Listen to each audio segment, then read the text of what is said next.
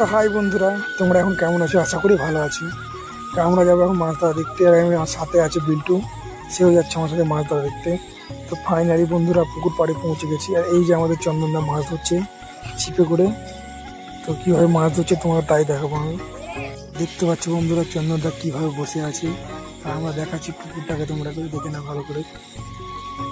তো ফাইনালি এখন সে টোপ লাগাবে, কীভাবে টোপ লাগে দেখো বন্ধুরা। সে টোপটাকে লাগিয়ে সে বোতলের ভিতরে সেই ডোরটাকে গুটিয়ে সেই টোপটাকে দূরে ফেলবে।